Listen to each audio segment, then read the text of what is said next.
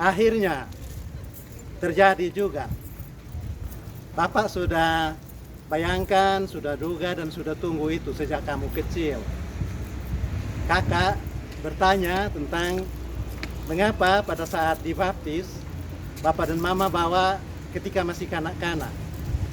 Padahal dalam Alkitab ada banyak petunjuk bahwa baptisan itu dilakukan untuk orang dewasa.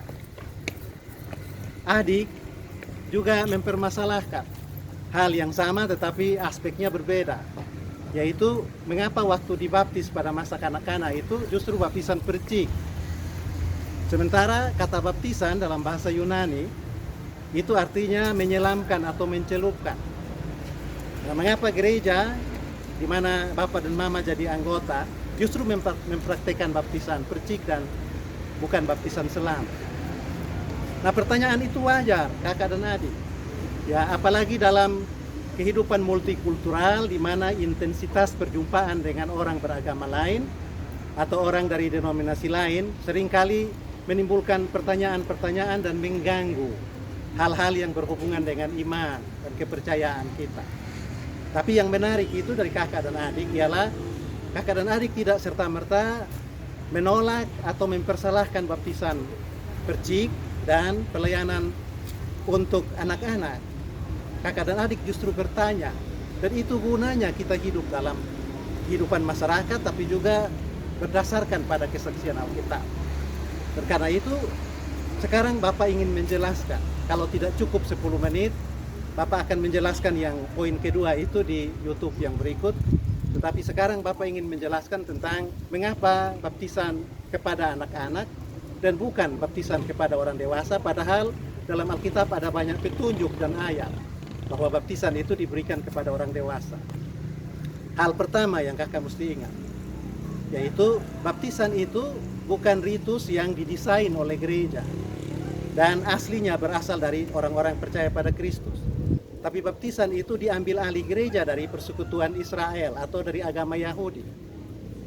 Nah, karena itu mari kita pahami dengan baik. Agama Yahudi itu mengatur bahwa seseorang itu baru bisa tampil ke depan publik, ambil bagian dalam aktivitas masyarakat untuk membaharui atau mengubah kehidupan masyarakat itu dengan nilai-nilai yang berkualitas.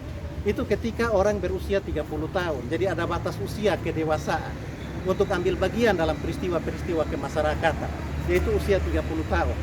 Itu beda dengan kehidupan zaman sekarang di banyak negara. Batas usia untuk berpartisipasi dalam masyarakat itu usia 17 tahun ke atas.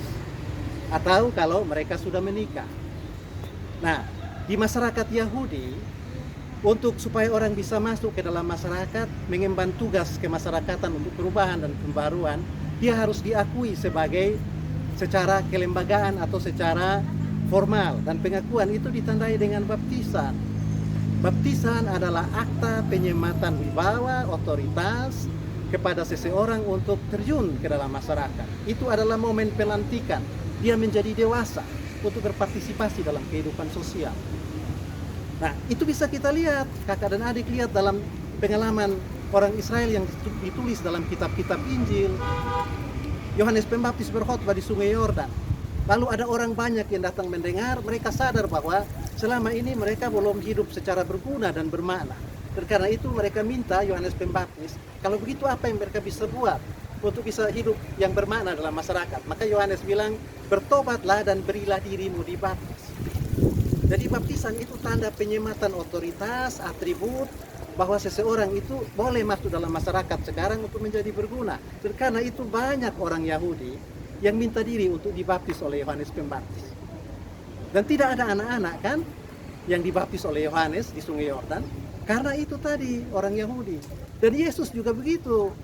Baptisan yang diterima Yesus itu adalah pelantikan dia, penyematan otoritas dan atribut untuk dia menjalankan tugas sebagai Mesias, menebus dan membaharui kehidupan dunia yang hancur karena dosa dan banyak egoisme dan keserakahan.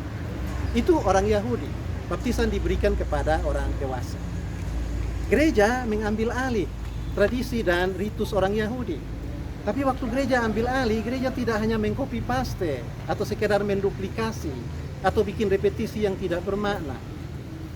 Gereja menambahkan aspek baru, ketika mengambil alih ritus baptisan itu dari tradisi Yahudi. Ada dua hal baru yang gereja tambahkan. Satu hal baru sebenarnya. Yang pertama, yaitu gereja jadikan baptisan itu juga sebagai tanda penyematan atribut, ya, simbol pelantikan seseorang untuk mulai hidup secara baru di dalam masyarakat, memberi buah kebaikan, hidup dari pertobatan. Jadi orang yang menerima baptisan itu haruslah orang-orang yang tampil dalam masyarakat dengan menampilkan kualitas hidup yang baru, yang bermakna dan bermartabat. Itu sama dengan Yahudi. Dan kalau hanya sampai di situ memang baptisan wajar untuk orang dewasa. Tapi aspek kedua yang gereja tambahkan, yaitu baptisan itu dipakai sebagai proses inisiasi, momen seseorang dibuka aksesnya untuk bergabung dalam persekutuan orang-orang kudus, atau sebagai anggota penuh dari tubuh Kristus. Nah, kita semua tahu bahwa persekutuan orang-orang kudus atau keselamatan yang dikerjakan Yesus itu tidak hanya berlaku untuk dewasa, kan? Tidak hanya berlaku untuk laki-laki, tapi juga untuk perempuan dan untuk anak-anak. Dan karena itu, baptisan gereja layankan juga kepada anak-anak. Sebab pada saat itu anak-anak diundang masuk dalam persekutuan orang-orang kudus, menjadi anggota bagian integral dari persekutuan tubuh Kristus yang bernama gereja. Itu yang kita ditambahkan oleh gereja. Dan karena itu kita baca dalam perjanjian baru, ya, keselamatan yang Yesus berikan itu tidak hanya terbatas untuk laki-laki dan orang dewasa, tapi juga untuk perempuan dan anak-anak. Itu sebabnya Yesus berkali-kali, ya, dalam kitab Injil memberi contoh tentang anak-anak itu sebagai pewaris dari kerajaan Allah. Kakak dan adik ingat kan, waktu murid-murid sedang bertengkar siapa yang terbesar di antara mereka. Lalu Yesus memanggil seorang anak kecil, taruh di tengah-tengah mereka. Lalu Yesus bilang, yang seperti inilah yang terbesar dalam kerajaan sorga. Yuk kakak dan adik ingatkan, waktu ada anak-anak dibawa oleh orang tuanya kepada Yesus, lalu murid-murid melarang anak-anak itu, Yesus justru marahi murid-murid. Biarkan anak-anak itu datang kepada. Di dalam perjanjian baru, surat-surat Paulus juga ada banyak indikator yang mengatakan bahwa baptisan itu juga diberikan kepada anak-anak. Kita lihat itu dalam contoh baptisan yang diterima oleh Cornelius dan kepala penjara Filipi. Disebut di situ bahwa mereka dibaptis bersama seisi rumahnya. Nah, pejabat-pejabat waktu itu seperti kepala penjara dan Cornelius itu memiliki banyak orang yang menjadi ajudan-ajudan. Bahkan mereka punya banyak budak. Karena pada waktu itu budak-budak institusinya diizinkan masyarakat. Nah, budak-budak ini tinggal bersama dengan para pejabat itu dan tinggal dengan keluarga, anak, istri, cucu-cucu dan seterusnya. Jadi kalau dibilang bahwa mereka dibaptis bersama seisi rumahnya, berarti dibaptis juga bersama dengan budak-budak, keluarga dan anak-anak mereka. Jadi ada indikator kuat dalam perjanjian baru bahwa anak-anak juga dibaptis. Karena Yesus mengundang anak-anak, karena Yesus mencontohkan anak-anak sebagai pemilik kerajaan Allah, dan karena dibaptis itu dengan keluarganya dan seisi rumahnya.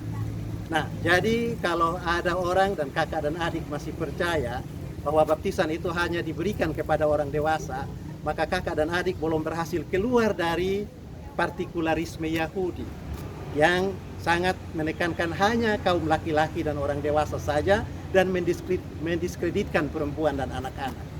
Tetapi kalau kakak dan adik sudah mulai berpikir bahwa baptisan juga sah kepada anak-anak, maka kakak dan adik sudah keluar dari, meloncat dari persekutuan Yahudi masuk ke dalam gereja. Gereja sebagai persekutuan yang terbuka. Terbuka bukan hanya untuk dewasa, bukan hanya untuk laki-laki, tetapi juga merangkul perempuan dan anak-anak. Gereja menjadi persekutuan orang-orang percaya yang adalah pengembangan Israel. Dan karena itu gereja mesti menampilkan aspek atau dimensi baru dari kehidupan percaya sebagai persekutuan yang inklusif, yang meliputi laki-laki, perempuan, dewasa, anak-anak, Yahudi dan non-Yahudi. Jadi mesti bersyukur ya, karena justru adik dan kakak dibaptis pada waktu kanak-kanak. Dan itu menunjukkan bahwa Tuhan tidak menunggu sampai kapan kakak dan adik dewasa baru berikan keselamatan. Tetapi Tuhan juga mau memberi keselamatan kepada adik dan kakak meskipun masih dalam status sebagai anak-anak. Karena kerajaan Allah bukanlah kerajaan yang diskriminatif terhadap anak-anak dan yang hanya mengarus utamakan kelompok dewasa dan kaum laki-laki. Begitu ya kakak untuk kali ini. Selamat belajar, selamat bekerja. Tuhan memberkati.